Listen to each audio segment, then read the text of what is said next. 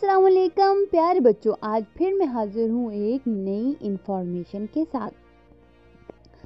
हम ये सुनते आए हैं कि पेड़ पौधे हमारी और दीगर जानवरों की ग़िज़ा हैं, मगर बच्चों आपको ये जानकर हैरानी होगी कि दुनिया में कुछ ऐसे पौधे भी हैं जो गोश्तखोर होते हैं और कीड़ों मकोड़ों, गिरगिट, मेंढक, छोटी चिड़िया और चूहे वगैरह को भी नहीं बख्शते, उन्हें चट कर जाते हैं। इस तरह के पौधों को किलर प्लांट्स और कार्निवरस प्लांट्स कहा जाता है।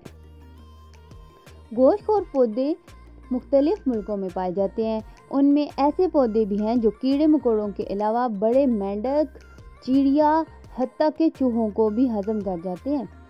गोश्तखोर पौधों की ये इकसाम अमूमन एशिया के बारानी जंगलात में और ख़ुसूसन बोर्नियो, इंडोनेशिया और मलेशिया के जंगलों में पाई जाती है।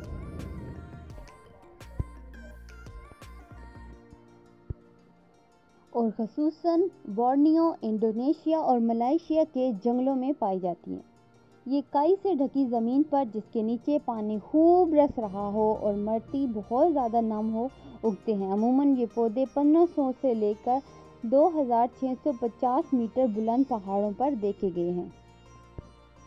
ये सिर्फ इन खत्तों में पाए जाते हैं जहाँ की ज़मीन में मादनी नमकियात और नाइट्रोजन की कमी पूरी करने के लिए ये पेड़ पौधे कीड़े मकोड़ों वगैरह को खाने पर मजबूर होते हैं, क्योंकि उनकी नशोनुमा के लिए ये नाइट्रोजन और नमकियात बहुत ज़रूरी होते हैं।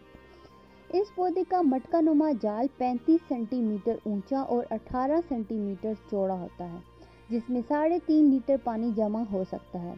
अलावा अजी इसमें 2.5 लीटर वो सियाल मादा भी होता है जो इसे शिकार को हजम करने में मदद देता है। इन पौधों के शिकार करने का तरीका बिल्कुल जंगली जानवरों की तरह होता है। मटका नुमा इस पौधे के हाथी के कान जैसे बड़े पत्ते और कटीले दांतों की तरह कांटे होते हैं, जो देखने में एक मछली के मुंह की तरह दिखाई देते हैं। ये पौधे शिकार के वक्त अपने पत्तों को मुंह की तरह खुला छोड़ देते हैं, जिसमें कीड़े मकोड़े वगैरह उसमें आकर फंस जाते हैं और वो बआसानी उसे खा लेता है। किसी पौधे में सुबह सवेरे मस्त कर देने वाली खुशबू निकलती है। उस पौधे के इर्द गिर्द जो भी कीड़ा मकोड़ा गुजरता है वो उस खुशबू से मदहोश हो जाता है। गोश्तखोर पौधा इस मदहोशी के आलम में अपने शिकार को हड़प कर डालता है। अगर कोई छोटा जानवर इस पेड़ के करीब से भी गुजर जाए तो वो झपट कर दबोच लेता है।